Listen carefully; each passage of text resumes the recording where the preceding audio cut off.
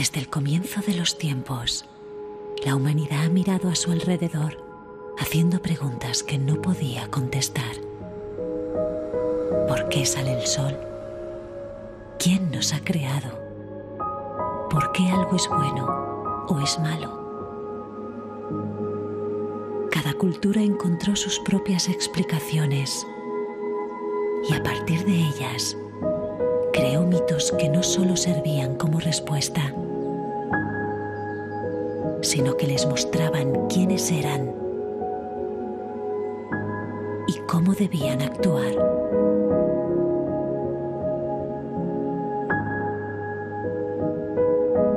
Nuestra cultura no ha sido diferente y nuestros mitos, la manera en la que hoy entendemos el mundo, tiene un origen muy lejano.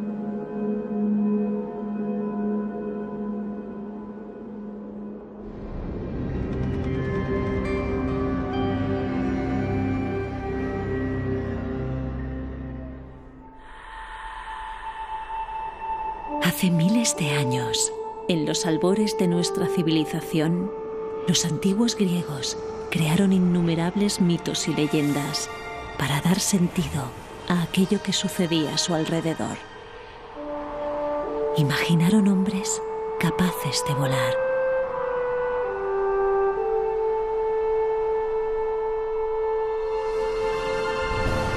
dioses que manejaban a su antojo las fuerzas de la naturaleza,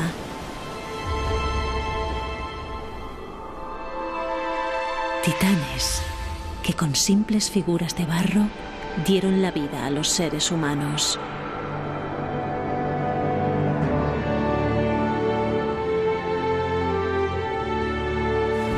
Guerras tan crueles como solo un dios podía imaginar.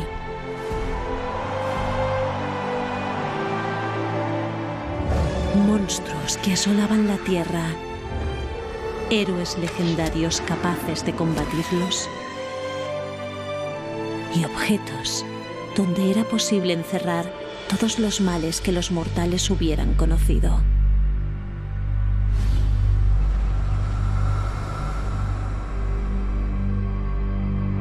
Muchas de esas historias se han perdido en el devenir de los tiempos, pero algunas de ellas, como los viajes de Ulises, las pruebas de Hércules o las guerras entre dioses y titanes, han llegado hasta nuestros días, convirtiéndose en los mejores ejemplos de lo que significa para nosotros la mitología.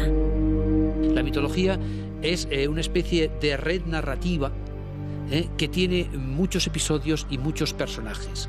En el mundo griego, la mitología pertenece a la memoria colectiva. La gente conoce los mitos porque se cuentan en la familia. Los viejos cuentan los mitos a los niños. Luego la literatura se hace cargo también de esa herencia y son los poetas los guardianes de los mitos. Todas esas historias se crean para pensar que por encima de nuestra pobre condición, porque realmente somos muy frágiles, existe algo que hace que en un momento determinado el destino quede marcado por un Dios que se fija de una manera benevolente en alguno de sus hijos. Son historias que te hablan de algo inmemorial, pero que está inscrito profundamente en tu naturaleza, casi en la biología, ¿no? La zozobra o el caos en el que vivimos se trata de explicar a través de la creación de unos seres superiores que están por encima de lo que nosotros no entendemos y ellos sí entienden. Incluso hoy en día, cuando un católico reza a Dios, está realmente produciendo el mismo tipo de mitología que en Grecia en aquella época, ¿no? Ayúdame. Oh Dios, ayúdame a volver a casa.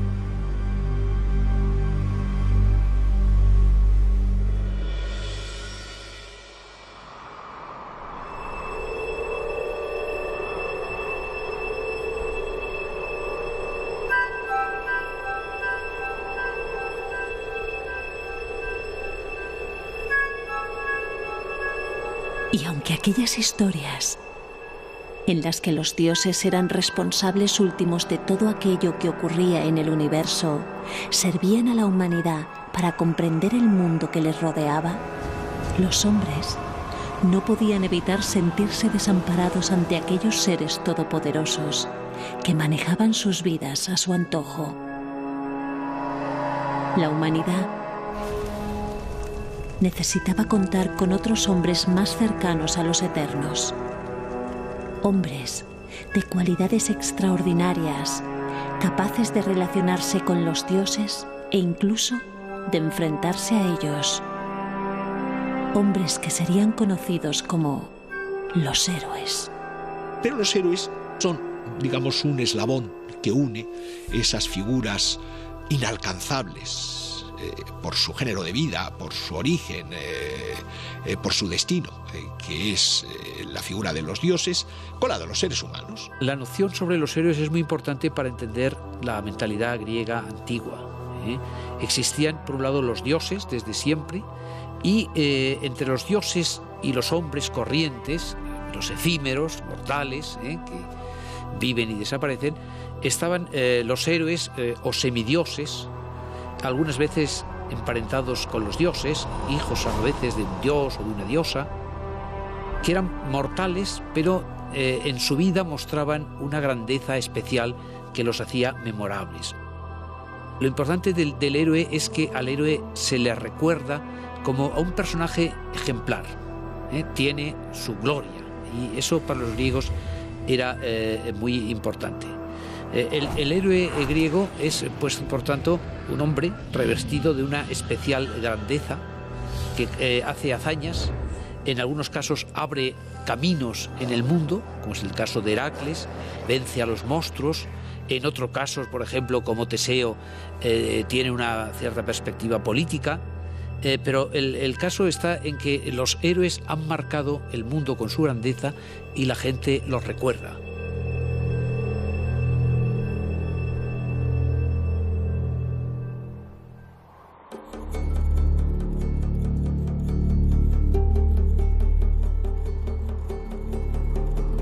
Pero los héroes no representaban solo un vínculo entre mortales y eternos, sino que eran las figuras en las que los reyes y tiranos se apoyaban para controlar el mundo.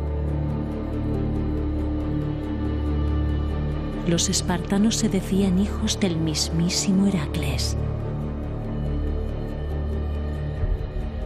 Los atenienses, herederos del gran Teseo. Y los romanos, descendientes del valeroso Eneas. Para el resto de los hombres, los héroes eran un modelo de conducta. El viaje de Ulises, las hazañas de Aquiles o las pruebas de Heracles encerraban innumerables enseñanzas para aquellos que conocían sus historias. Yo creo que la misma necesidad que hoy en día de ensalzar a una serie de gentes, de casi hacerse ellos, ¿no?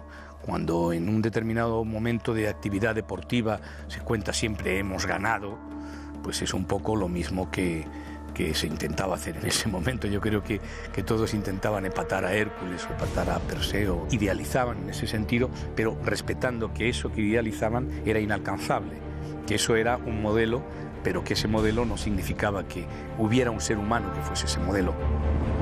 Eran muchos los héroes que servían como modelo de conducta a niños, ancianos y hombres. Pero por encima de todos, emergía la figura del astuto Ulises y las grandes aventuras que protagonizó durante su regreso al hogar tras haber vencido en la guerra de Troya. Ulises representa la astucia, representa el ingenio, representa también el individuo sufrido.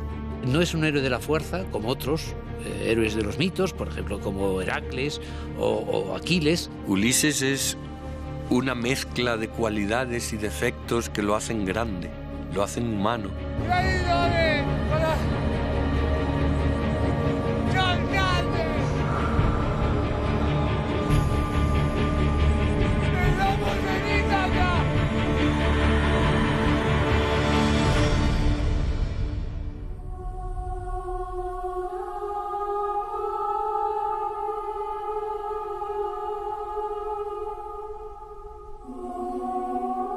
Ulises, en griego Odiseo, no es un amante de la guerra, sino alguien que ha ido forzado a la guerra y se ha empeñado en acabarla. Recordemos que la guerra acaba porque Ulises ha inventado el famoso caballo de madera con el cual los griegos conquistarán Troya.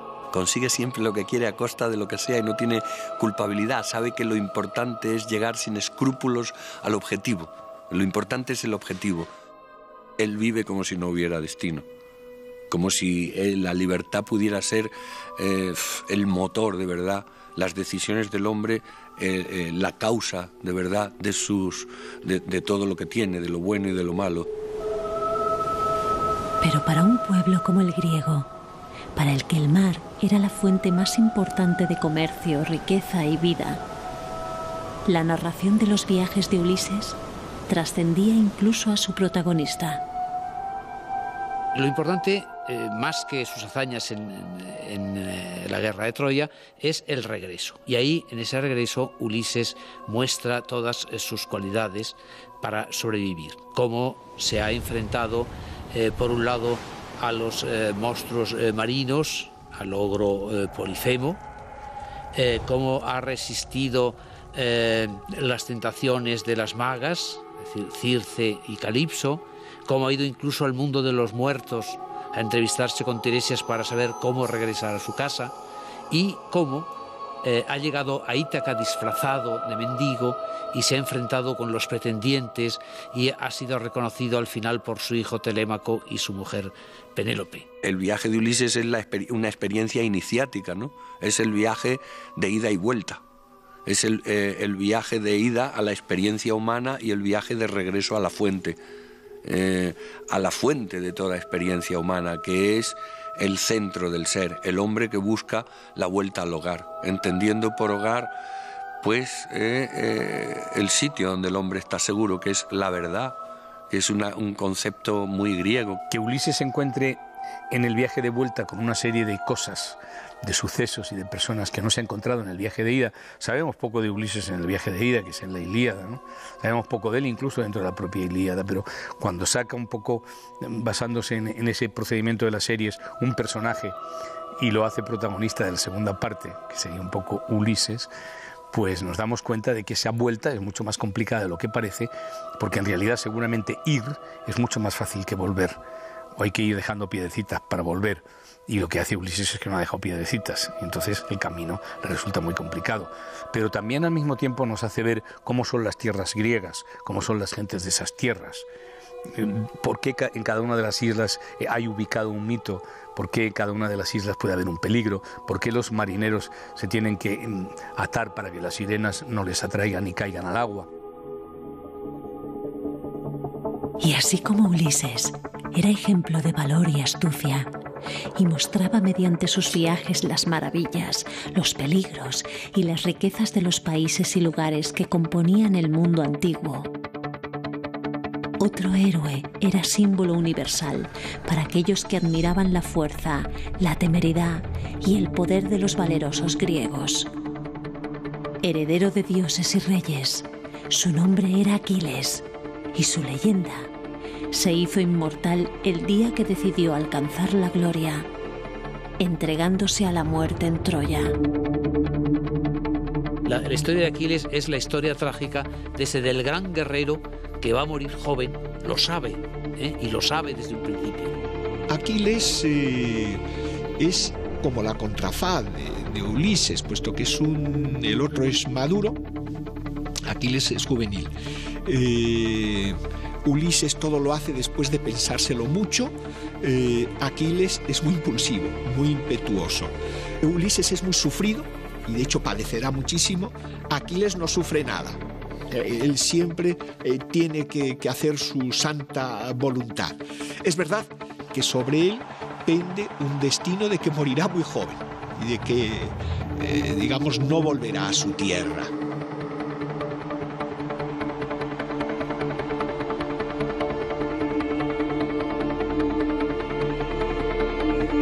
Es el héroe rebelde, se rebela contra el capitán general, de la tropa griega, que es Agamenón. Él pone por encima sus intereses particulares individuales que no los colectivos, incluso al precio de grandes muertes y casi de la derrota de los griegos.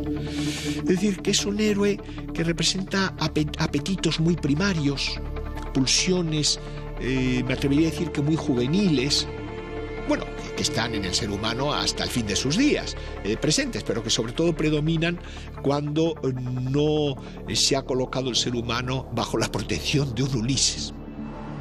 Ulises y Aquiles representaban los ideales de inteligencia y valor que todos los griegos sentían como propios. Pero existía otra clase de héroes. Héroes que a pesar de su fuerza y su coraje eran vencidos por la adversidad de un destino aciago. Héroes cuya fragilidad y cuyas pasiones les acercaban más al resto de los humanos. Héroes como Heracles, que sucumbiendo a la locura asesinó a su propia familia. Como Medea, que por rencor a su esposo acabó con la vida de sus hijos. O Edipo, a quien la providencia condenó a matar a su padre y a casarse con su madre.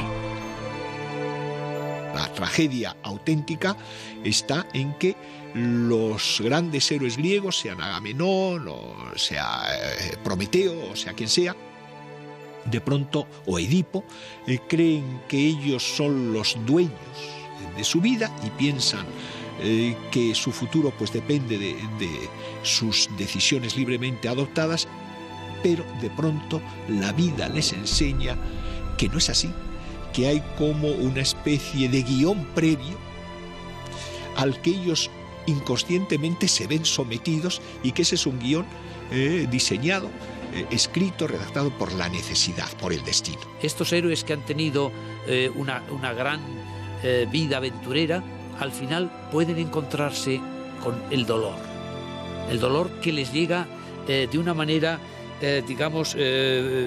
traicionera o oscura, como es el caso de Hércules. Hércules ha cumplido ya sus 12 trabajos, ha limpiado el mundo de monstruos, se ha empeñado en grandes aventuras y vuelve a su casa cuando cree que ya va a ser feliz, pero lo que le espera es la desgracia. La tragedia nos recuerda que en la condición humana la grandeza, la gran magnanimidad de los héroes se paga al final con el dolor.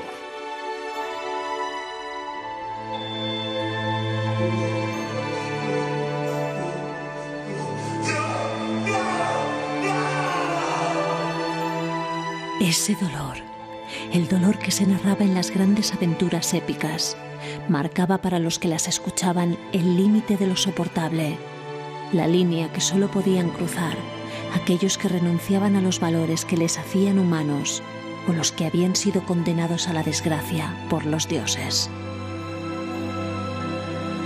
La princesa Medea representaba más que ningún otro personaje a quien, por venganza, cruzó esa línea. Medea se deja llevar por su pasión. Pasión, creo que más que erótica, es una pasión de venganza, de la mujer que se siente traicionada por el hombre por el cual ella arriesgó toda su vida. Medea es esa pasión lo que le lleva a cometer actos terribles, como es matar a sus propios hijos. Hay una causa muy profunda, muy incluso diría yo que explicable, otra cosa es que sea aceptada, pero explicable, de por qué Medea destruye a sus hijos. Y lo hace porque sencillamente no es capaz de aceptar que el destino de esas criaturas escapa de sus manos. Han transcurrido milenios desde el crimen de Medea, las aventuras de Ulises o las hazañas de Hércules. Pero estos héroes y estos modelos de conducta no se han perdido en el tiempo, sino que nos acompañan en todo momento.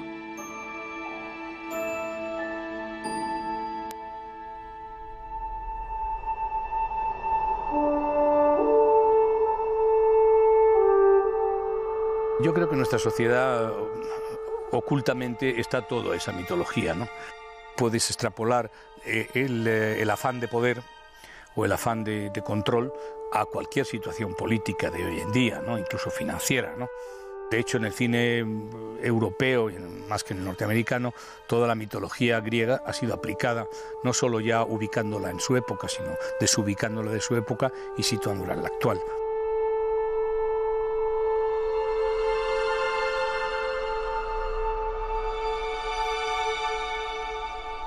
Dioses,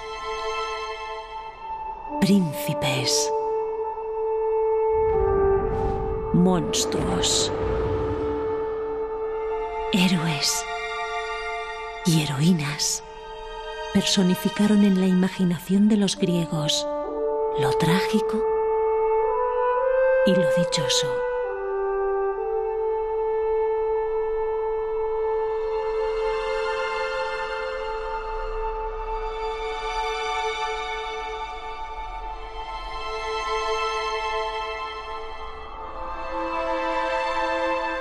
Sus historias se convirtieron en leyendas y sus leyendas en mitos.